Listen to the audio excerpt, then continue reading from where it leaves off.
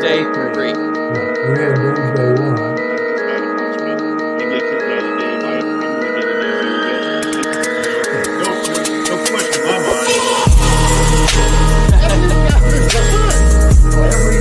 He came from one of the toughest areas of Phoenix. Most of his friends were in the force. Praying for safety and got people on the defense talking about it. You better get your ass involved. You better get involved. I just gotta say, when it comes to Dallas, Different. For sure, and they would have thrown it off because this guy gets off you. And I go to bed every night like, G man, I promise you that.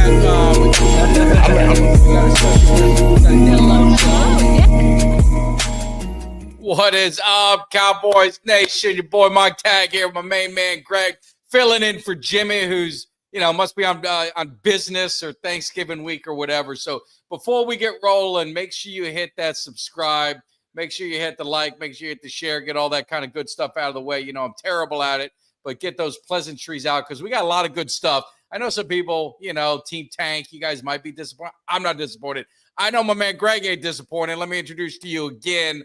He is the TikTok sensation, the one and only Greg, always bringing the hype in that massive, beautiful Cowboys cave. How you doing today, man? I'm doing good, man. I'm doing good. What's up, cracking? What's cracking, Cuts? Listen, before we get started, I want Cowboys Nation, Mike, I want you to meet somebody near and dear to me, my brother-in-law, who's here from Virginia with his family for Thanksgiving. Cowboys fan. Larry Cowboys Hill. fan from Virginia. You got to love it. Yeah. Hey, what's going on there, Mike? How you doing, brother? Good, man. You must be doing good living in Virginia, seeing the hearts get ripped out of that Washington team. That had to feel pretty good. Oh, man, it feels real good, man. I can go back home with my head held high, bro. Yeah, oh, absolutely, man. Absolutely. No doubt about it. Yeah. So, well, cool. You're down for Thanksgiving. You enjoying some family time? You there all week?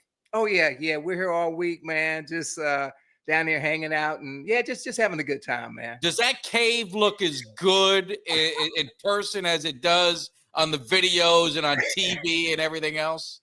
Hey, man, it's nothing like it, man. Nothing like I've ever seen before, man. Yeah, my brother-in-law, he does it up big, man. Now, does he pat people down when they leave, making sure nothing's getting taken, anything like that? I mean, he's got security. What's going on in there? Well, I'll put it like this. For me, I think I get a pass, man. But Everybody else go through metal detectors. Well, I appreciate it. I enjoy the week.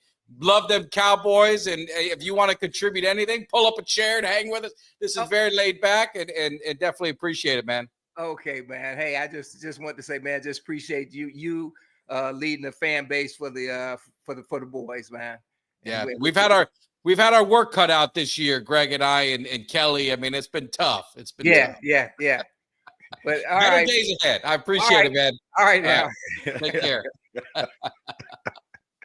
Yes, oh, man. So what is up, everyone in the chat? Everyone in there, Cuds, Doug, Carl, you gotta be loving your Eagles. I definitely give Eagles love. Saquon Barkley, my God. I mean, he's a man on a mission. He's gonna be getting GMs fired, coaches fired. He got quarterbacks cut. I mean, he's gonna dismantle the Giants team. He ain't even there, and he's gonna dismantle it one by one. But I mean, I like Saquon. We'll give him his love right now before we get in the Cowboys stuff. But always been a fan of Saquon.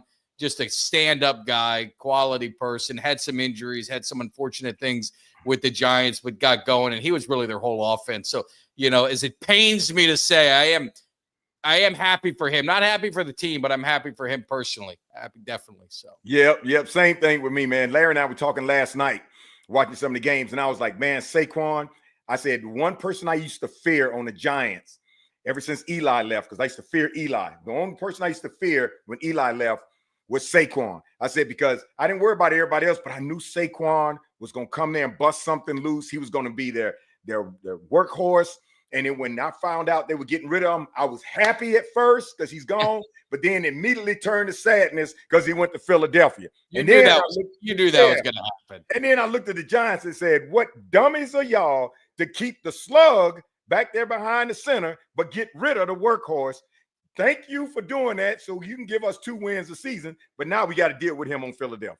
Yeah, no, absolutely. He's a problem. He going to be a problem. But let me just tell you guys this, man. My vacation started at about 5 o'clock Eastern. I am on vacation, so I'm relaxed. I had to move the studio into the Cowboys cave. I got family coming in myself, so they take over the studio part, which is a studio / spare room. So I got to get that. My wife is in New York. My daughter's in New York for the Macy's parade. And make sure you guys definitely check that out. That's going to be a lot of fun.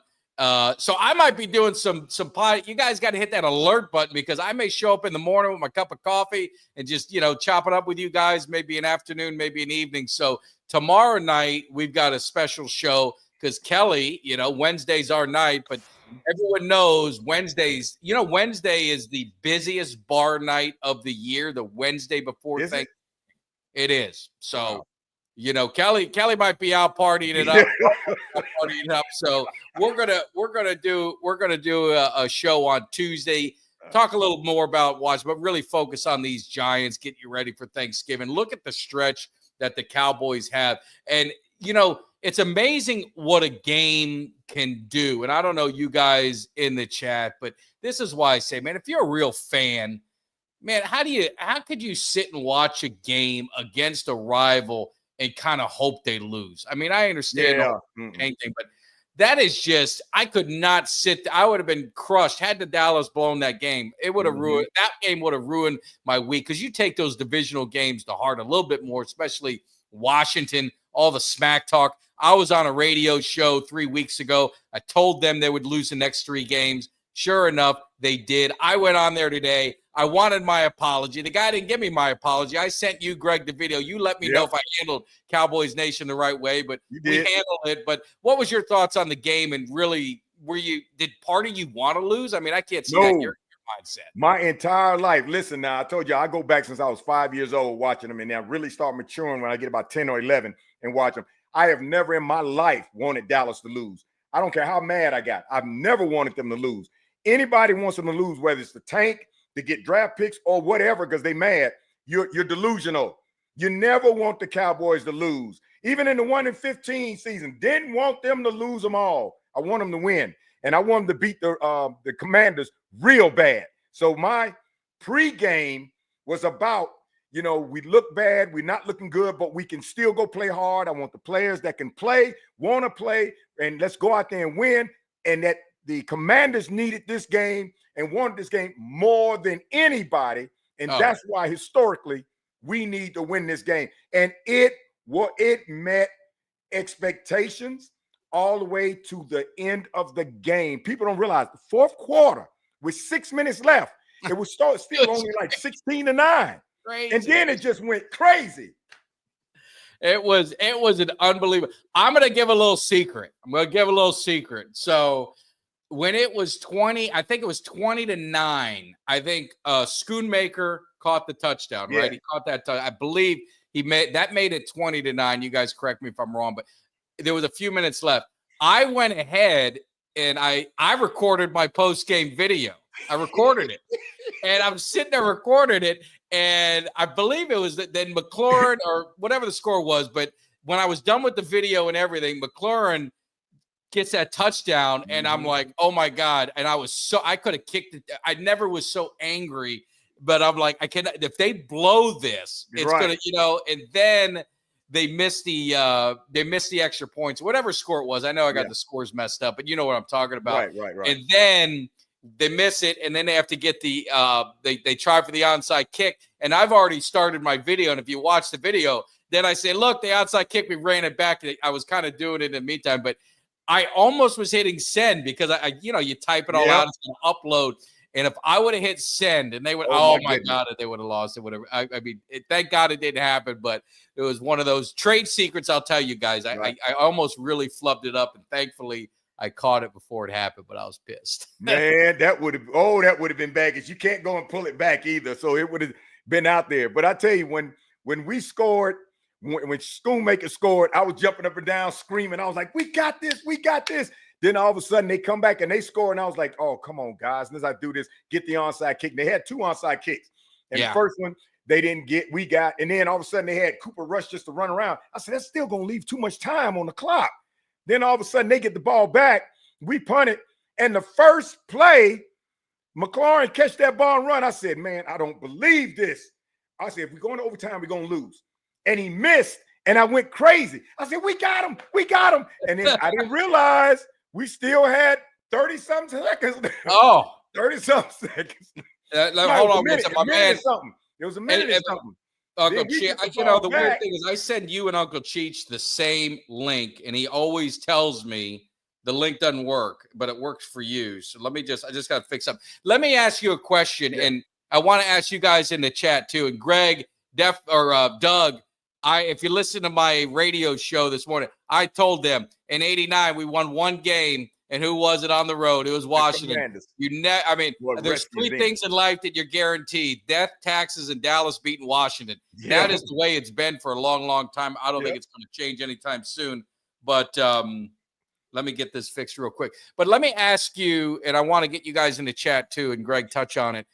At the end of the game, when Wanye Thomas got that, you know, he got the ball, he could have just laid down game over, but he went in, which put us up by 8. It could have. I mean, what would the feeling have been like to you if Washington got, you know, God forbid, Hail Mary, and they tied it? I mean, where would Wanye Thomas be? I mean, I'm glad he scored, and I probably would have done the same. But were you thinking that when he was running, or did you not really worry about it? No, because all I thought was they were going to fall on it, you know, and we get the ball and try to run the clock out. But when I saw the ball coming up and he looked like he wasn't going to kneel, what I was worried about was he was going to let it bounce off his chest, and then they were going to get the ball because they were so close to him. And I was like, no, get down. But then when he caught and took off, I went screaming again. I said, oh, this is it right here for sure. And Wanye, in his interview later in the locker room, he said he was thinking, he says, I can just lay down on it. But if it comes, he said, more likely they're going to kick it to my side because that was their best opportunity where it's going. He said, but if I take it and run it, we can put the nail in the coffin. And he said, I didn't know. He said, if I run it and or if I fumble it or something like that, it could be bad. If I run it and get a touchdown, it could be great. He says, just one of those chances I had to take. This instinct just had to take it. I was glad he did.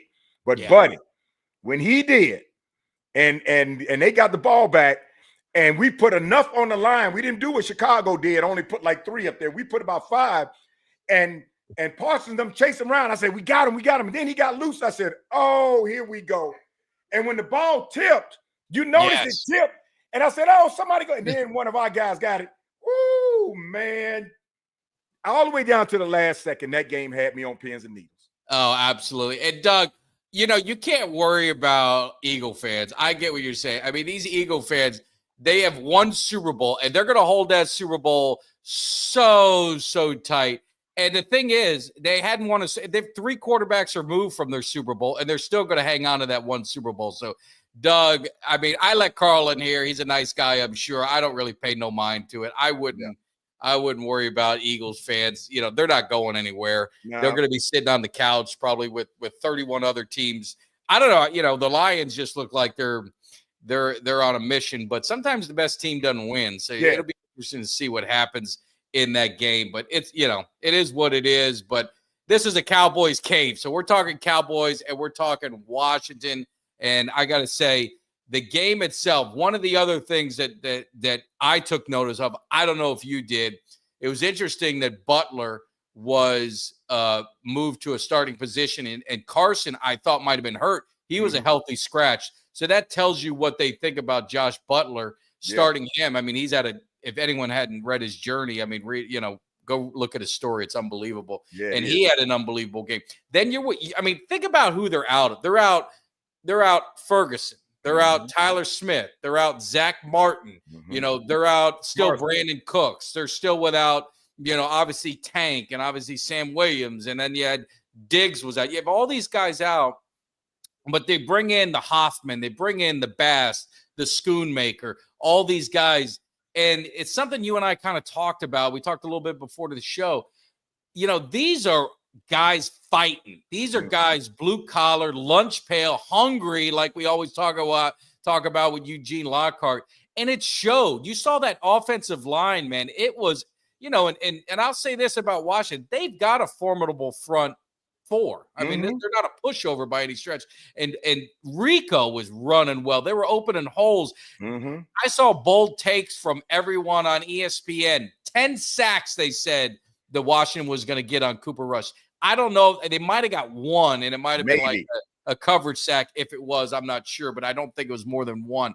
I mean, that is what I'm saying. This team, when you talk about cleansing, you talk about poison, and not the guys that they replaced are problems. But I'm saying you need more of these guys on the team. Am I right? I mean, these guys are dogs in there fighting. Yeah, and one of my videos I did last week was when we found out that Dak was no longer going to be playing.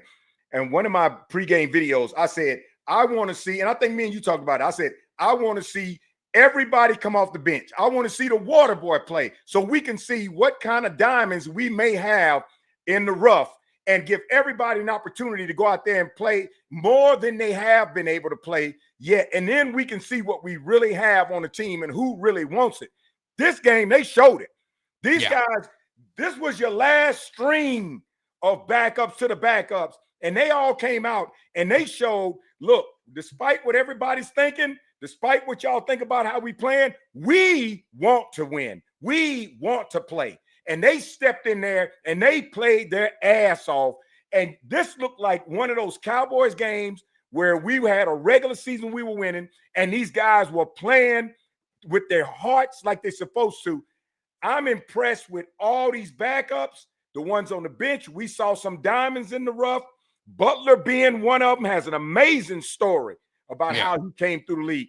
Wanye Thomas in the decision-making he made. Turpin, the spinning on a dime. Yeah, we haven't even got the Turpin yet. And then the offensive line, they protected Rush. They did a damn good job considering what they did with Rush. Now, we did have Guyton still having penalty issues. We still had a block punt, block field goal, missed field goal, interception, and a fumble given away. But in spite of all that, because that started mounting up, I said, you can't win when you have that many mistakes. And we had critical penalties on critical third down plays that we got, which we typically have get them on, and typically, not always, it's Guyton. So they're going to have to work with Guyton a lot more about that. Yeah. But these guys showed me who wants to be on this team and who takes it serious. And they ain't thinking about tanking. They ain't thinking about tanking at all. Yeah, I mean, these guys, I mean, like, I did the Herman Edwards thing. I mean, that's the way these play. I mean, these guys are professionals. Or if anything, they're fighting for their next year's jobs. You know what I'm saying? Yeah. And but you talk about Bass, you talk about Hoffman. I liked him last year. He brings a little bit of nasty. He reminds me a little bit. Obviously, he's got a ways to go to get to this level. But like a Kevin Gogan, and Kevin Gogan was like the enforcer. Kevin Gogan. If there was going to be a fight, I remember he squared up to Jerome Brown. He squared up to Reggie White. He told the story. He wanted Reggie White to hit him or Jerome Brown because that way they get kicked out of the game. It makes his life a little easier. He came back and back for nobody. Hoffman kind of gives me that vibe. And, he had a couple personal fouls, beating people up and doing that. And there's nothing wrong with it if you're protecting your players and you're defending your team. I get it. Bass, to me, has always been a solid guy. So you think about with Martin, probably in his last year, you look at this offensive line, you could end up with a really young offensive line. I think Guyton's going to be fine. I mean, it's a lot to ask a young left tackle. Right. But what I like that they did, they pulled him out some series. I don't know if you noticed it. They brought Richards in there. They started giving him kind of like in and out a little bit to give some other guys in there to kind of get his head right sometimes with some penalties and things like that. So I think he's going to be fine. Obviously, Tyler Smith, BB is there. He's going to be good. You got a replacement in Zach Martin by either moving BB maybe to his natural guard spot and then putting Bass in at center or Hoffman or one of them. And and swinging the others on the other guard. Steele is the wild card. If it were me, I'd probably be moving on from Steele, and I'd go get a veteran right tackle, because I just don't think he's kind of gotten better since that injury. Right. But I like the future of this offensive line, the youth that's in there. And I don't think the Cowboys need to just go draft offensive linemen in the first round every year. I think they've got a core, get some veterans to bring in some stability and leadership. And then in the draft, go after some skill, go after some big play guys, some game makers, some game changers, maybe a guy from the U if you can get him in the right round, something like that. Don't you agree? Or what's your thoughts on the line? I do. And I would prefer Hoffman at center. I prefer Hoffman at center, and put BB back in his original position. But yeah, I agree. These guys, this offensive line against the Commanders showed us that they are in it. They are in it to win it. They are in it, blood, sweat, and tears. So as young as they are, they did everything they could possibly do to give Rush the time he needed. I said in my post-game video about how I said, the Commanders, you guys have been tailgating since Thursday, Friday, Saturday, because you just automatically assume you're going to beat the Cowboys. And the videos they put out there about, we want Dallas. You got Dallas, and you got. But I love what our offensive line did.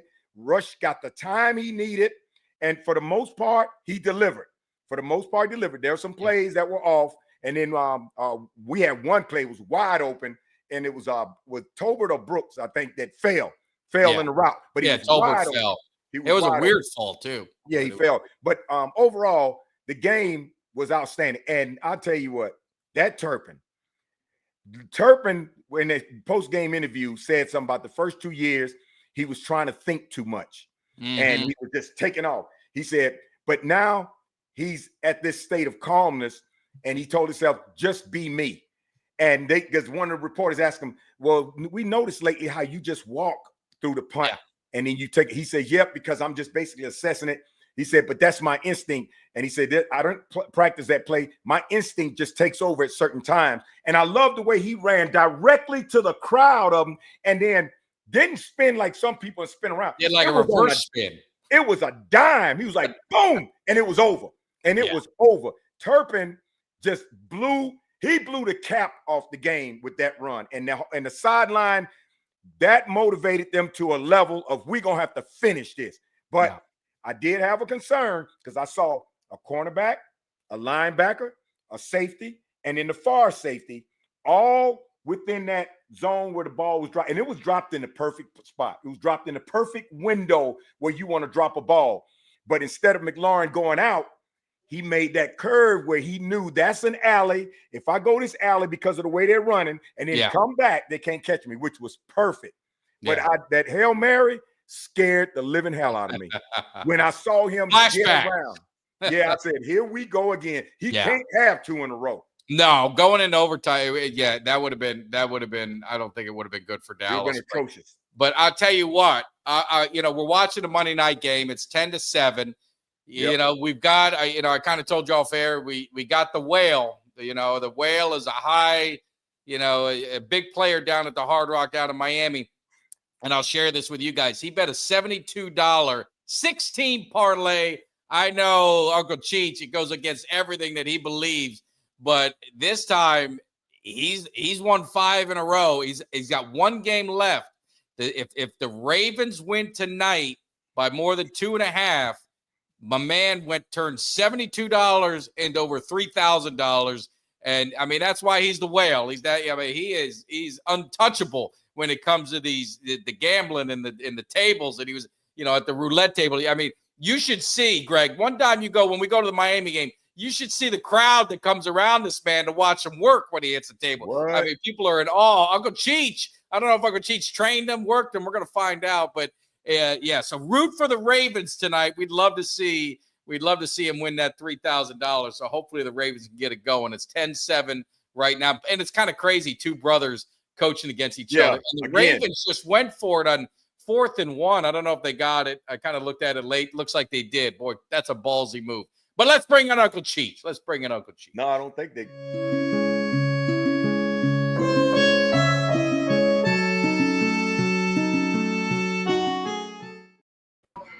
Oh, there he is. There's Uncle Cheech. How are you doing, Cheech? What's up, guys? Hey, I don't know who's on a bigger hot streak right now, the Whale or Uncle Cheech. You're 3-1. Did Kennesaw State deliver again? Delivered again, 3 in a row. That's Over the unbelievable. last month, I'm at 75%. I told you. yeah. Wow. 3-1 the last 4 weeks. you Kennesaw State, I bet 3 times. 3 times last 3 weeks. They were underdog each time and won outright twice. yeah. Wow. When they're home, they're not home this week, so they're out of the picture. Oh, okay. Yeah, no, that's why I was wondering because I didn't see him on your list. You sent me your picks in advance to vet them out, make sure. And this is, and you stuck heavy with college because this is the week of rivals, man. Rivalry football. You've got the big games. One thing that kind of surprised me a little bit is in the rivalry is there's a lot of big spreads. I mean, there's not too many games that people think are going to be close. And the first one is one near and dear to Greg's heart, my heart, and yours. It's, I mean, the Sunshine State rival between Florida and Florida State. And you got Florida as a 14.5-point favorite going to Tallahassee. You're taking Florida. You're going to give the 14.5. You think Florida State, they were pumped up. Hey, and let me remind you, Florida State fans, that stadium was about a quarter full. So next time you guys run your mouth against Miami about our stadium, you guys got a huge campus there. Your stadium's on campus. You got a huge student population, and you couldn't draw nothing to that game. And you guys beat a crap team. I think they had 1 win, so something had to give. But what's your thoughts on this game? Greg, let me ask you, what are your thoughts before we get to Uncle Cheech's expertise on Florida State, and the big spread? I think Florida will beat them by more than 14. Yeah. Oh, yes. Easy. Because Florida, they rehired the coach. And then right after they said they're going to extend them, they lost. And I'm like, what is Florida thinking? But then they saw how the players rallied around him. The players rallied around. Then they turned around and came in there. It was at LSU they beat. Yes. And they beat LSU. And I said, okay, Florida's for real. Plus, the quarterback they got back there now, that boy is good. He is good. And I guess that was one of the big reasons why they decided to bring that coach back. But Florida is going to blow Florida State out of Tallahassee. They are going to blow them away. Empty by the first quarter. It won't even be close. It won't even be close. They're going to blow them away. Florida's playing good ball. Like you said, they beat 2 ranked teams in a row. Granted, they were home game, but still they beat 2 ranked teams in a row. Yep. And I think they're just going to demolish Florida. Yep. And how do you, just an update, Baltimore took the lead. How is Florida? I looked at their records. And now, Miami gets disrespected. We annihilated them in the swamp. But Florida, their losses are to like all the top 10 teams, top 15 teams. That's their only loss. And they beat the toughest schedule in the country. How are they not ranked? How are they not ranked? Because we blowing them out. But they got the toughest schedule in the country. I know. They're going to demolish. They're going to demolish Florida State. Florida State, I know what happened. Huge fall from grace from last year. I picked them to be in the national championship game. Wow. Then the quarterback got hurt, and then they can't win a game this year. No, they've never been the same. Cheech, I told my cousin, which is my wife's cousin, and he's a Florida State fan, Chicago Bears, and we chat every day about the games and Florida State and Florida because he comes here and stays and we watch the game. I told Dexter when I saw Jordan Travis get hurt last year, I told Dexter, I said, Dexter, Florida State is going to be trash next year because Coleman's gone. They lost a lot. Yeah, and they lost a lot. So when the season came up and all these early predictions, the analysts were picking them to win the championship and everything else. I said, what in the hell are they drinking? I'm just a fan, and I can tell you they're going to be trash without Jordan Travis. They are going to be trash. And these analysts picked them, and I was like, didn't you see the quarterback they had after Jordan Travis gone? They wouldn't even allow them to go in the playoffs because of that. And you picking them to win the national championship with what's the dude named the quarterback? Oh, DJ. I said, ain't no way. And Dexter said, man, I think DJ. I said, Dexter, DJ is washed up. And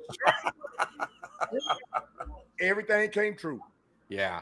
No, absolutely. So I'm with you, Uncle Cheech. I think Florida will handle that business. This is one that surprised me. And I talked to an Ohio State. That was my upset last week too. Florida over Ole Miss. Ole Miss, yeah. and I got 10. right. You Yeah. 10, I told you.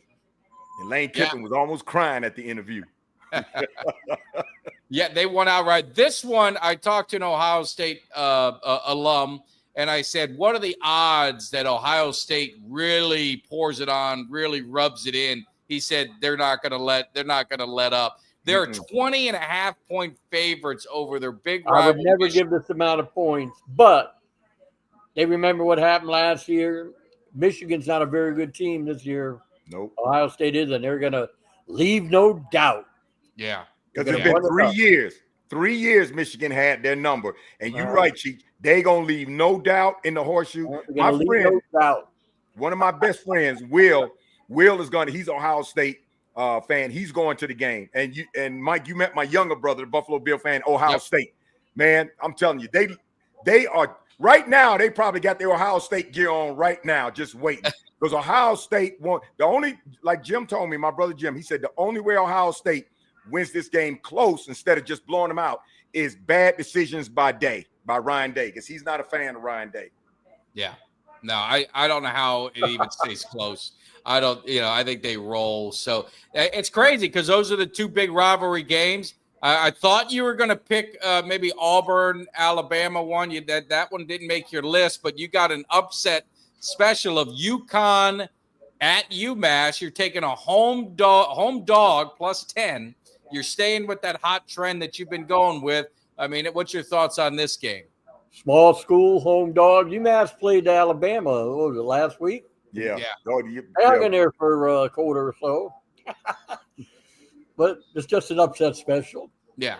I got a little system I'm working on. If I could ever find out where to get the line on these small schools, I'll really rake it in. We're gonna investigate that because these betting apps got to be able to give Uncle Cheech everything that he needs, because we got our listeners, we got our subscribers. They're all trying to make a little scuttle. You know what I'm talking about? We got rent They used to put it in the paper all the time. I don't get a paper. They don't have paper. It used to be in the paper all the time.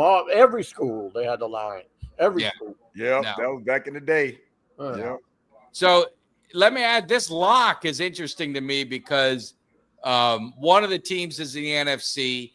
They're basically on the fringe. I don't know if you picked this lock. Is there injuries involved in this lock? But you're taking the 49ers at the Bills, and you're laying 6.5. For the Bills, you feel very confident the Bills are going to win easy. Is this injury? I mean, is Purdy still out? Are we still got any weather? Yeah, big You're time. traveling across country from sunny California. You're going to go up there into that ice box. Okay. As their quarterback, just because we got our gambling friends, just to make sure there's no asset. Whoever plays, you're taking them. They can put Purdy, Bosa, whoever's in there. You're taking the Bills, right? Is the quarterback healthy? I don't know. I don't know if Purdy's going to play in that game. I know Allen was in. Allen ain't going to make any difference anyway. The traveling across country into that ice box after leaving the sun, 75, 80 degree weather to go to 20 degrees, it's going to take its toll. Yeah. I think they cover easily. Okay. It'll probably take its toll on MCC's calf too. Man, I told you in New England last week in Miami, I said, New England comes down here, they're going to think they're in a sauna. And they were blowing them out. You sure said that. You said it. Did I tell you that? Yep. You did say that. I was by last week. They beat them comfortably. Yeah, they sure did. Two is back. You've been hitting the lock, and you've been on a streak. I don't know, and I don't know if you heard about the Whale. He's got this big game tonight. I'm looking, it's 14-10. Some call him crazy. I know parlays is something you're dead set against, parlays. He bet $72, 16 parlay.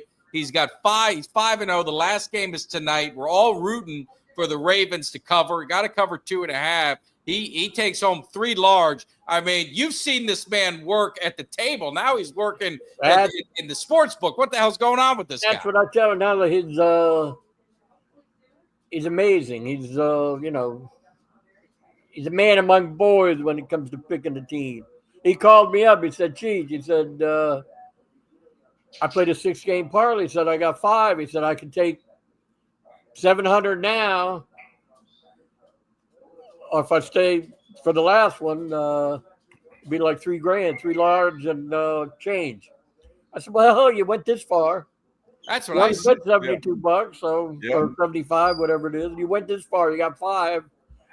I was sweating a little bit. I was watching the game, but now you said they were ahead. So they're ahead. They're ahead, but it's halftime. It's halftime, 14-10. No, it's 14-13. Oh, they just kicked a field goal. I just made, all right. Yeah, you're a little ahead of me. They just kicked it. So 14-13 at half. So now he's hurting. He needs 2.5. That 1 point don't get him. Yeah, no. Hopefully it doesn't. It better. That'll kill him. But I talked about him, Uncle Cheech. You've been down to the Hard Rock. You've been. I mean, am I exact? When you see this man work, the crowd he draws with the numbers and with the table. I mean, it's a sight to be seen. And I tell anybody, if you get the opportunity to go to the Hard Rock, all you got to do is when you're look at the roulette tables and look where the crowd is, and then you just watch him with everyone surrounding him. I mean, unbelievable work with the roulette table. Unbelievable. Did he send you the picture today? He just went in for a couple spins. I know. He went in to pick up a gift and sent me a picture of a big stack of $100 bills. He only spun 2-3 times, and he goes home. It's unbelievable. It's like something I've never seen. I've never seen nothing like it in my life, and I've been around gambling since I was a kid with my father and everything. I'm surprised he's still allowed there. I'm waiting for them to So you got to remember, for one winner, there's 1,000 losers. And he brings the crowd, which they bet, right? And the house never loses. No, they don't. They don't. Yep. So, Cheech, we definitely appreciate it. Any thoughts? I mean, from you guys, we're Miami. All 3 of us are Miami fans. Uncle Cheech, alum, season ticket holder, all the stuff, a heavy donor to the program. So I know you got insight. We're talking about Syracuse. We're talking about old rivalry that we can appreciate. The Miami Syracuse rivalry. My son and I went to Sonny's for a little dinner because the wife is out of town. He goes, Dad, there was a game where Syracuse beat Miami like 66-3. I said, yeah, I remember that. I remember that game. And there was a story that went with it that we won't ever talk about, but there was a story with that game. But, I mean, there was a time these guys with Marvin Harrison, McPherson, you had Donovan McNabb, you had all these guys. Yeah, Donovan McNabb was the quarterback, I think. Yeah. What's your thoughts on this game? Because Miami's a 10.5-point favorite, but this is not going to be – they better be ready to play. Yes, sir. I think Syracuse plays in a dome, right? Yeah, they play in a dome. If it was outside, I'd have concerns. But I think if they're in a dome, I don't like to pick the team, but you know who I'm going to say. I think they should be all right. Yeah. If it was outside in the cold, I don't know. Yeah. What do you think, Greg? I'm really concerned about this because we're at the threshold. One game to get us over the hump. That's your season right here. And Syracuse is playing good. Last game of the season at home, Miami, an opportunity for them to swarm the dome, take the goalpost and the roof off. Syracuse is going to play this game like this is their big bowl, and we better be ready. Cam has got to be on his best for this game. But not hold that ball too long like you always do. I am really concerned about this game. Yeah. This is what I said. This is their bowl game. Yes. I mean, for Syracuse, they got nothing to lose. They could take Miami from being the first round bye to not even in the playoffs. Because if they lose, Clemson jumps them into the ACC championship game. That's a dangerous game when the team plays like that they got nothing to lose. Yes. That's a dangerous team. Miami's got to jump on them early. They got to jump on them early. They haven't been jumping on anybody early lately. No, I know, but they're going to have to. Fourth quarter. Can't be counting on that fourth quarter comeback no more sooner or later. I'd like to see both sides of the ball played good. Yeah. 1 week it's the offense, next week it's the defense. You're right. And you better believe complete game. You better believe Syracuse gonna have some gadgets. Oh yeah, they're gonna come up with some gadgets. They got nothing to lose. So we'll see how it goes. So Uncle Cheech, We definitely appreciate it. You guys heard the picks. The man is on fire. He's getting this thing rolling. If you're having issues making your rent, making your car payment, this is your opportunity to pick up some extra cash. Understand this is all for entertainment purposes only. Right. If you have any issues and you get up, like my son told me, he goes to Publix, he opens at the grocery store, there's a line there, the lady's yelling at the customer service because the machine, they're not ready to accept and sell lotto tickets. I told him, next time that lady's in line, you tell her to call what number, Uncle Cheech? 1-800-GAMBLER. Exactly. So if you get any of them itches, that's what you guys got to do. That's it's all right. for fun. We appreciate Uncle Cheech. All Have a right, great guys. All right. Back to We'll the see you. game. Take care. All right, Cheech. Take it.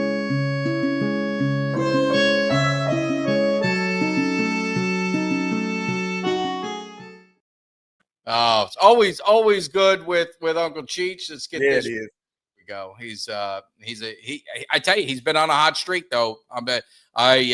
He talked me into betting on the 49ers. I took the Packers and I won that one. Obviously, I put my money where my mouth is, and I bet on the Cowboys straight up and ended up turning $50 into $230 or whatever it was. And lo and behold, the influence that we have on this channel, Greg, I had Frankie, I had another person that said, man, I listened to you. You sold me on it. You made me feel like I had to make that bet, and now they're all thanking me. So that's what I do. I wouldn't bet, I never bet on the Cowboys, but I felt so strongly about this game for whatever reason. There you go, Cuts. There you go. I felt very strong about this game and what Dallas was how they were going to show up. Yeah. And their backs were against the wall, and they're getting healthier. And the question I asked you earlier, we didn't get a chance to get into it, is like, you look at this defense, and I mean, they've been blown out of some games, but I would say the last two is primarily on the offense, 10 turnovers in 2 games. But this defense getting people back, they've been playing better and better. The pressure, I mean, I don't know if this stat is true, but I heard it on another show. Mark Holmes said it, that Parsons has missed 4 games, and he still has more quarterback pressures than TJ Watt, who's played every game. I mean, Parsons is a menace, and he's been a menace. How people would want to get rid of him or trade him or whatever is beyond me. He's one of the best defensive players in the league. But what do you think about this defense and how they're kind of progressing through the years? Well, first, Beanie Greenie, Mike Greenie on the Greenberg Show. You need to shut your mouth. Parsons ain't going nowhere. You don't know nothing about football, so leave him alone. The defense has been playing well enough to keep us in games. The defense has been playing well enough to keep us in games. Offense has been a no-show. That's been our problem. But when the score is 24-7 or whatever, everybody looks at, defense. No. Look at all the points that our offense has scored and compared up to now. The offense ain't doing nothing. And I like where the defense is going. Even better, they don't even have all their weapons. Imagine these lunch bucket, hard blue-collar workers we got out there now, and we get all the prime weapons. And you better believe those prime weapons are sitting back there saying, them guys playing for my job. Oh, absolutely. They playing, and they playing for real. So when I come back, I can't just be out there as the star and everybody follow me. I got to get out there and do what they doing. So if they come in and they put their full effort out there that we know these starters are capable of doing, with these guys, man, our defense will be off the chain. We never have to worry about them.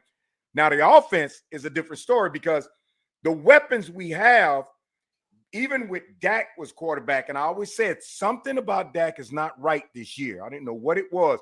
And with Rush is Rush. Rush can only do what he had to do. Rush ran one time, and I think he did that because he knew they weren't expecting him to. He probably got about 5 yards. Seemed like a busted, We don't have that quarterback yet that can exploit what we have on the offense yet. Even if Brandon Cooks comes back, we still don't have that yet. I still want to see Trey Lance. And this Giants game is the perfect opportunity to play Trey instead of bringing him in for that series like who was it? Greg Olson was talking. I mean, give him a series. I mean, give him a series, not that come in. Just see what happens. Because the defense knew what he was coming in for when he came in each time. They knew. And I'm still saying they need to take that damn swing reverse with Lamb out. I'm getting tired of it. Lamb never gets any yards on it.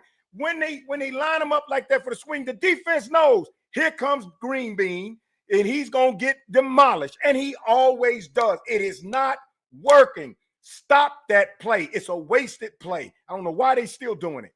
Yeah, no. And I apologize, Steve. I'm trying to think, and that game was so crazy in the end. Did McCarthy do something stupid that I missed? Yeah, what he's saying is, because that's when me and you were talking before the show. That's when what I was worried about. We had 1 minute and 39 seconds left. Washington had 2 timeouts. I'm thinking run the ball to get some more of the clock run off. And I just knew they were going to do it. They told Rush just to hold the ball, go about 3 yards, and fall. And I'm saying, wait a minute. There's going to be plenty time on the clock for them to get down the field. And and I said, what are they doing? Run the ball. Run it. And they didn't. So they had Rush for 3 plays to just. Yeah. Now, I saw the one where it was like if they, it looked like if they were going to try a dump pass, if it worked, if not, he was just going to take the sack. That was the fake, the defense to keep them thinking that so he can buy a little bit more time so the linebackers in the line can kind of come back. And then about 3 more seconds. But I said they're going to give them too much time and the defense can win this. And if they had won this game because of that, it would have been on McCarthy.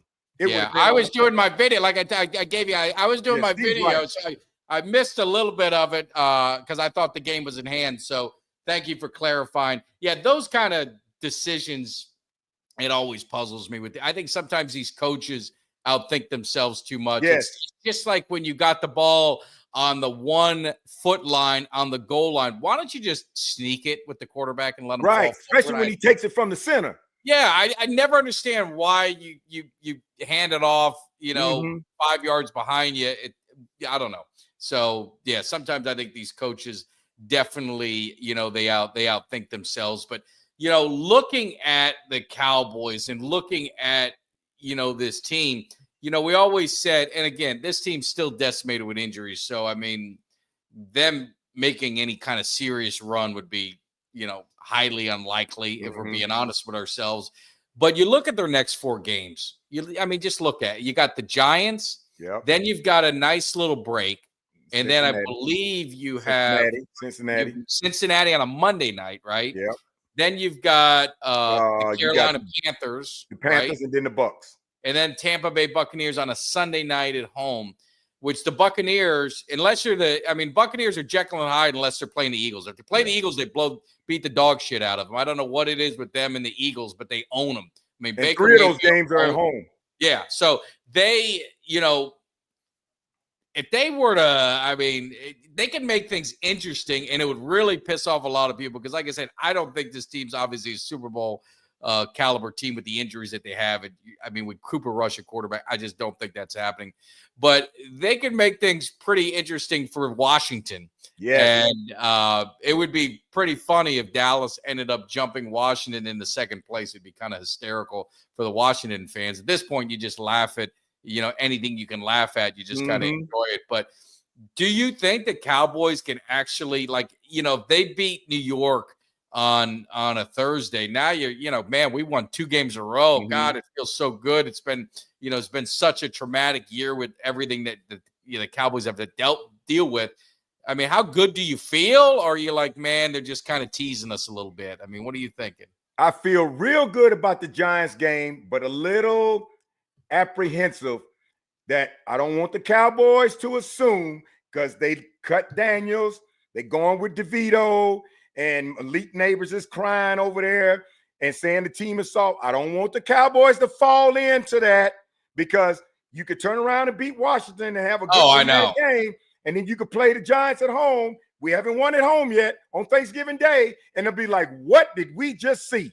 But Dallas, make DeVito look like an all-pro. You know what I mean? Yeah, it happen. But Dallas, unremarkably, Dallas is favored in these 4 games. And I looked at him and said, wait a minute. I don't see how they're favored against Cincinnati.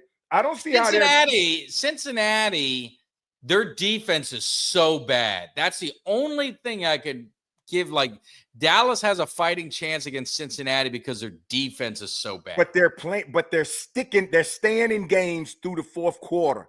And that's when they're doing something to give up on the defense. That's where they're doing something on the defense to give up that game sealing play.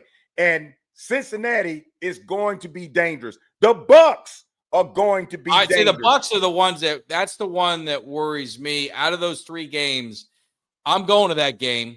So hopefully the Cowboys won't break my heart. I've never gone through a season as a Cowboys fan and not seen them win at least one game. In person. If they lose, and we play Carolina, so I got a shot there too. I'm going to Carolina and I'm going to the Bucs. So they better win one of those 2 games, because that would be absolutely crushing if I go through my season and see them lose every game I went to. But Mike, Carolina, listen, everybody out there, please don't sleep on Carolina. No, they had Kansas City. Carolina's won 3. Carolina took Kansas City to the brink. Yeah. Folks, they took Kansas City to the brink. I think Carolina, and I was telling Larry, we were talking, I said, I think Carolina went back and said, listen, somebody in that organization came and said, y'all benching Bryce for the wrong reasons. It's not him. It's his protection. And this is what y'all need to do. You need to fix his protection, because you're going to ruin this guy. I think somebody came in and did something and woke somebody up. And now all of a sudden, Bryce is flourishing. Yeah. They done won 3. They took Kansas City to the brink. Bryce feels more comfortable. Somebody stepped up and got in the ear of everybody and said, you're benching him for the wrong reason. It is not his fault. And whatever they did, it corrected it for the moment, and they've been winning. So let's not assume that the Cowboys are going to just beat Carolina. They took Kansas City to the brink now. Yeah. I thought Kansas City was going to mow them, and they almost won that game. So these next 4 games, minus the Giants game, which it would blow my top off if we lose that game. But the next 3 games after that, I'm not taking any of them for granted. The Cowboys can't take any game for granted. We got to play. Our defense got to play like they play Washington. But, Mike, one last thing to consider on that. We knew early, we were talking about it. It's bad that we had all these injuries, but we had them early. People are healing, and they're coming back one by one, these 2. By the time we get into this stretch, we're going to have players coming back. And as they come back, and what they seen we did with Washington, and the ones that really playing now that want to play, and the motivation they have now because winning is contagious, we might go on a stretch. Well, really, with all the injuries they've had, the only one that's not coming back is Dak. You're going to get Cooks back more than likely for Thanksgiving. Diggs will be back more than likely Thanksgiving. You're probably going to get Ferguson back by Thanksgiving. It's concussion, so that, short week could screw that up. You don't know. You're going to get their whole team. Nealon came back, right? He was back in there. You're getting your guys back. The question, and if you really think about it and you look at their schedule, let's just say you feel good about these 4 games. After that, they got Philly. You're going to play Philly week 16. Mm-hmm. So you'll, next to the last game, they will more than likely have the division locked in. Yep. They will more than likely be the 2nd seed locked in, because it's really a gap between them and the other teams with losses and things like that, to see how it goes. So there's really not much to play for. If the 1 seed's locked up, it really doesn't much matter, because they're the only ones that get a bye. Philly could rest Barkley. Philly could rest Brown. Philly could rest guys. Cowboys go in there and the game that they really shouldn't win, they could sneak out there with a win, and you'd be like, what the hell's going on? The Cowboys have a playoff shot. It would kill Cowboys Nation, because, they've all wanted them to be the top pick in the draft and this and that. But to me, I would be fine with, that would give me, a little bit of happiness and a little bit of, what? We got something to work towards next year. So it's going to be interesting, but as quick as it is, and I think it was my man Edgar. Was it Edgar who asked the question, or Steve? Steve asked the question, did yesterday's game save them from being flexed out from Tampa and Cincinnati? I would say Thursday will be your day because there's going to be time where they've got to do it. I think the Monday night game is fine. The Sunday night game, there was one game on that schedule that I looked at and said, man, that would be the only game where it was a big team that would be big enough to move Dallas if Dallas was imploding. But if Dallas wins on Thanksgiving, I think everything stays. I don't think they get flexed out of any game. No, because everybody in the media, all they talk about is Dallas, and everybody wants to talk Dallas. And they want, as much as they dog Dallas, they want to see Dallas go on a 2-game winning streak so they can put us on TV and like that, and knowing it's going to bring revenue to all the media outlets. Dallas is a revenue maker for everybody. That's why they talk about them, because they know when they talk about them, everybody's tuning in. If they don't talk about Dallas, then the viewers tune in, but they don't tune in as much. So a lot of those media analysts, they don't talk about Dallas bad because they hate Dallas. They talk about it because that controversy about Dallas brings in viewers and money. It's all salesmanship for that. But Dallas goes on a stretch, and somehow we do get a wild card, and these injury people are back. Look out, somebody. And all those folks, anybody in Cowboys Nation, if you talk about you want us to tank for draft picks, we've been getting good drafts no matter what, even if we're not in the first round or late in the first round. We've always had good drafts. I'm never concerned about that. I don't want us to tank. And if any of you out there want them to tank, don't holler at me. Don't holler at me. I don't want to hear it. Y'all don't want to hear it. I do not agree with Dallas tanking no matter what. 1-15, I still didn't want them to tank. Had no choice. But I didn't want them to tank for that, but to make it 0-16. I don't like that. I hate when they say that. You're defeating the whole purpose of being a Cowboys fan. Yeah. And I mean, you're talking 18 days, 17 days a year, man. It's like, I enjoy those days. I want to win, man. I do I've too. Never, period.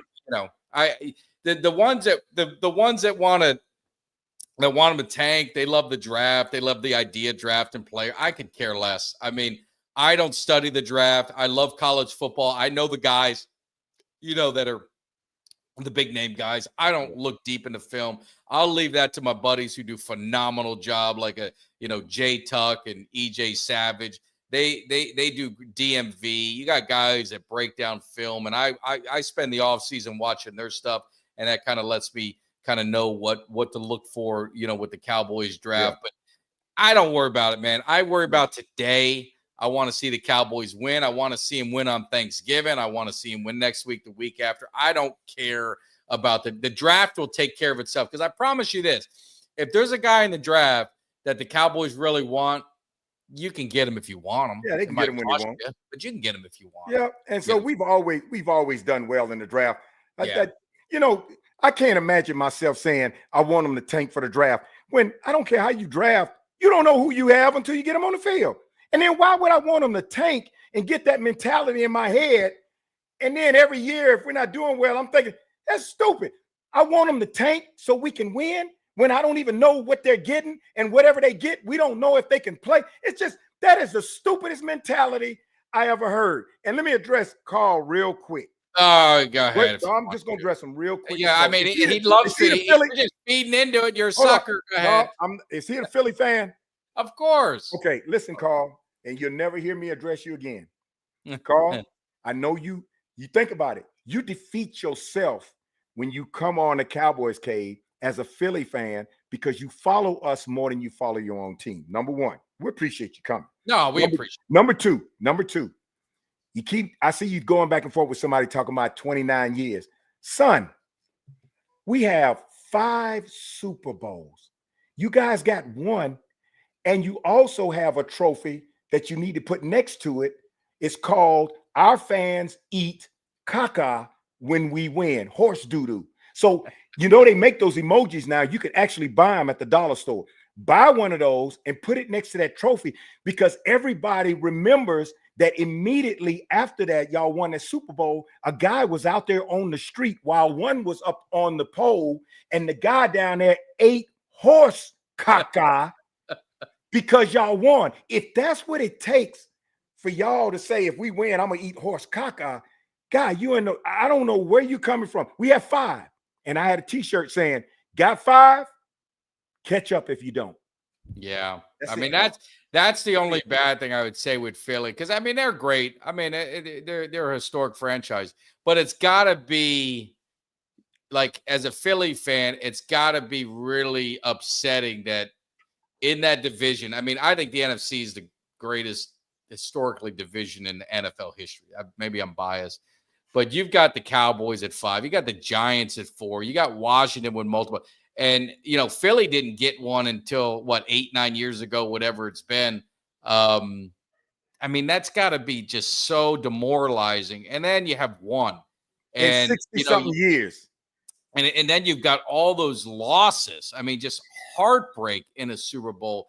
It's got to be so discerning. So, I mean, I appreciate Eagle fans. They've got passion. They love their team. They have no nonsense. I give them that with their players. They want to get rid of everybody if they have a bad game, and that's fine. But I feel for Philly, because you got to think about it. Is you come to the Cowboys cave. We have great content. You get to feel. You see the Super Bowl championships that are lined up behind you. I mean, that's what they aspire to have someday. That's what they want. That's what they cling on to and they hold to. That's why they hold that one Super Bowl so tight.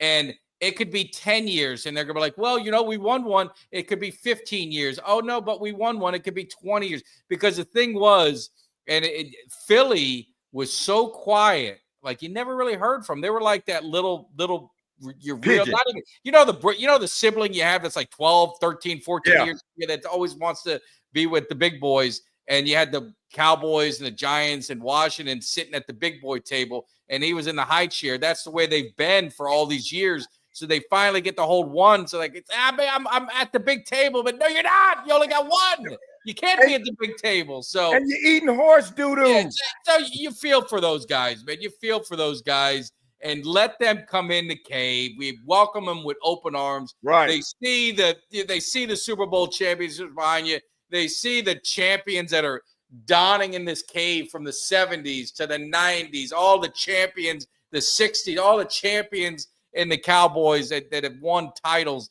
It's got to, it makes them feel good for an hour, right? They're hanging with it for an hour. It feels good.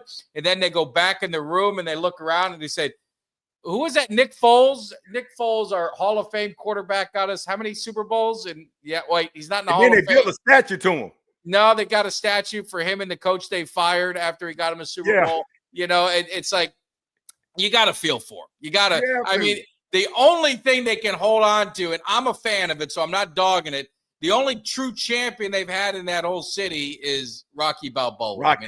I mean, I've been there. I took a picture with the Rocky. And then a homeless guy tried to scam me, talking about, oh, I'll take it for you. And he took the picture of me and he's like, $5. I said, it must be Philadelphia. It must be. So I mean, that's what it is. And I've been thankfully blessed to see a lot of Super Bowls.